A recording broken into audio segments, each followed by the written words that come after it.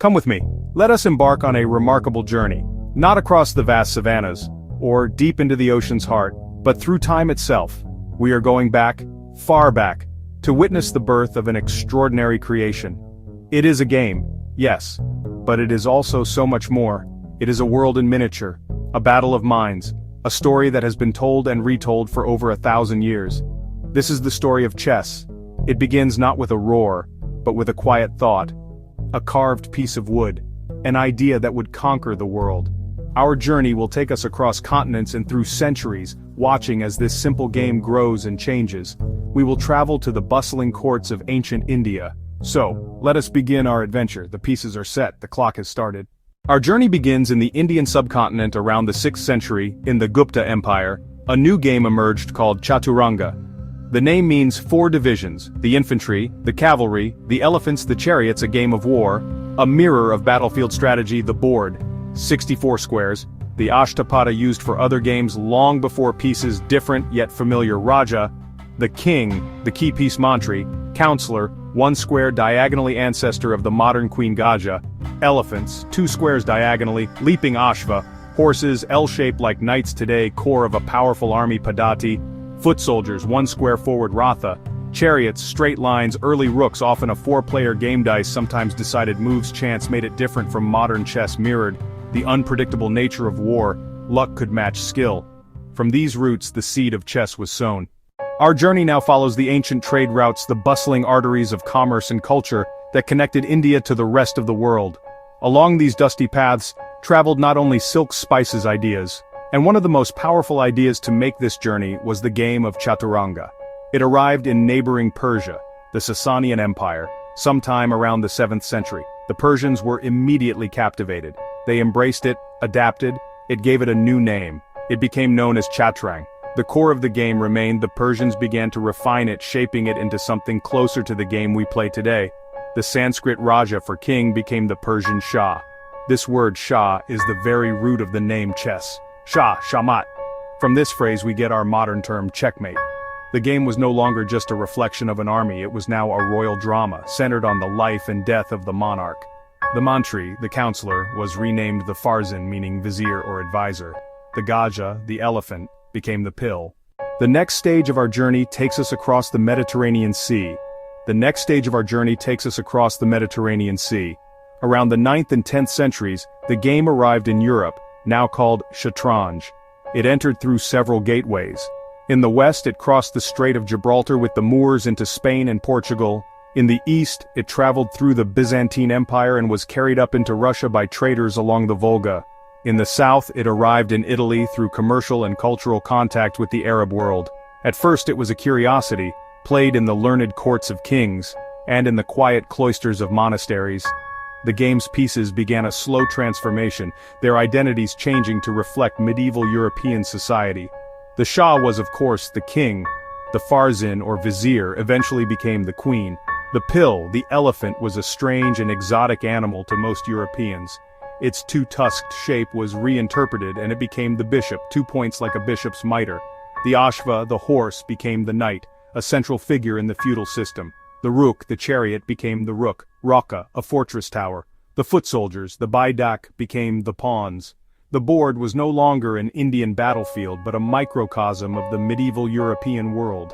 For several centuries the game of Shatranj was played in Europe with its slow, methodical rules. The queen, or Farzan, was still a weak piece, moving only 1 square diagonally. The bishop, or pill, could only move 2 squares diagonally, and had to leap over the intervening square. The pawns could only move 1 square forward on their first move. This made the game very slow to develop. An entire game could last for many hours, even days, but a revolution was coming. The quiet, contemplative world of medieval chess was about to be turned upside down. The game was on the cusp of its most dramatic transformation. As we move into the 15th century, Europe is just bursting with new energy and ideas. This is the Renaissance, a time of rebirth in art, science, culture. Chess was not immune to this spirit. Players were growing impatient with the slow, creeping pace of Shatranj. They wanted a faster game, and something more dynamic and exciting. Sometime in the late 1400s, in Spain and Italy, a set of radical new rules was introduced. These changes created what we now call modern chess. The game was about to get a serious upgrade in speed and power. The most significant change concerned the queen. The old Farzan could only tiptoe one square at a time, and was replaced by the most powerful piece on the board. The new queen combined the movements of the rook and the bishop. She could sweep across the board horizontally, vertically, or diagonally. This single change was revolutionary. It supercharged the game, making attacks more sudden and far more deadly. The game was now often called Mad Queen's Chess. Other pieces gained new powers. The pawn got a new option on its first move: advance one square or two squares. With the new, faster rules established, chess entered a new era. From the 16th to the 19th centuries, the game flourished in coffee houses: London, Paris, Rome. These became unofficial arenas where top players met. A new kind of hero emerged: the chess master. Not nobles or kings, but brilliant thinkers. One of the first was the Spanish priest Ruy López de Segura. In 1561 he wrote one of the first great books on chess strategy. He analyzed openings that are still studied today. In the 18th century, the center of the chess world was the Café de la Régence in Paris. Philidor was a musician and composer, but his chess fame eclipsed his music. He famously declared that pawns are the soul of chess, emphasizing the importance of pawn structure. The 19th century saw the rise of organized chess. The first international chess tournament was held in London in 1851. It was won by a quiet German schoolteacher named Adolf Anderssen. His brilliant, sacrificial attacking style produced the immortal game, a breathtaking masterpiece of combinations still admired for its beauty. But Anderssen's romantic, all-out attack style was soon challenged by a more scientific approach. This new approach was championed by an American genius named Paul Morphy. He visited Europe in 1858 and in a whirlwind tour defeated every leading master who would face him, including Anderssen. He understood that a successful attack must be built on development and control of the center. Though he retired from chess at a young age, his games became the textbook for how chess should be played. He is often considered the first unofficial world champion, the pride and sorrow of chess. As chess moved into the 20th century, it became more formalized. The title of World Chess Champion was officially established, creating a clear lineage of the world's best players. The first official champion, Wilhelm Steinitz. Steinitz further developed the positional ideas that Morphy had hinted at, creating a scientific theory of chess strategy. For decades, the championship was passed from one European master to another, but after World War II, a new chess superpower emerged: the Soviet Union. The state poured massive resources into chess, seeing it as a symbol of intellectual superiority. For the Soviets, chess was more than a game, it was an ideological weapon. A vast network of chess clubs and schools was established, identifying and nurturing talent from a young age. This produced a succession of Soviet world champions: Mikhail Botvinnik, Tigran Petrosian, Boris Spassky, Mikhail Tal. For nearly 3 decades, the World Championship was an all-Soviet affair. Then, in 1972, a challenger emerged from the West.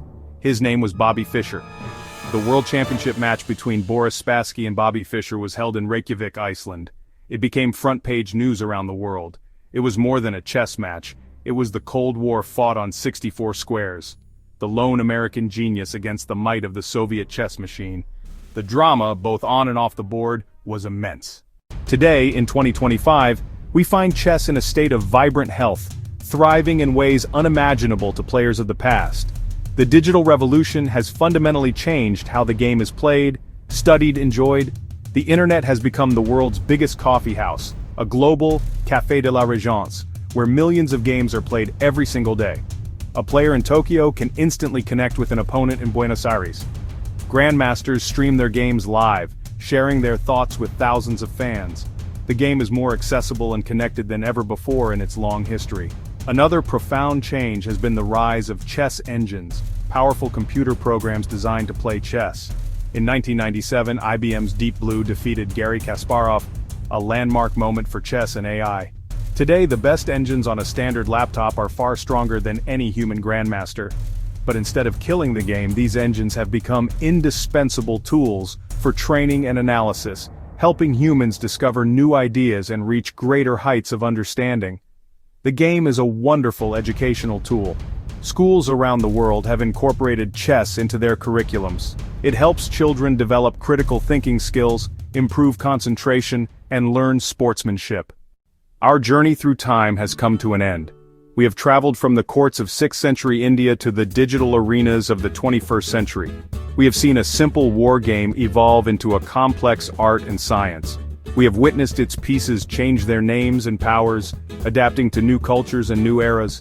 From Chaturanga to Shatranj, from medieval chess to the Mad Queen's game, the board has remained a constant, but the story upon it has been ever-changing. It is a remarkable story of resilience and adaptation, a testament to the enduring power of a great idea. The history of chess is a human history. It is a story of brilliant minds like Philidor Morphy-Fischer who pushed the boundaries of human thought. It is a story of cultural exchange as the game passed from India to Persia to the Arab world, into Europe, picking up new flavors along the way. It is a story of political drama played out on a miniature battlefield during the Cold War. The game has been a mirror reflecting the societies that have played it. Every time we sit down to play, we are writing a new small chapter in its enormous story.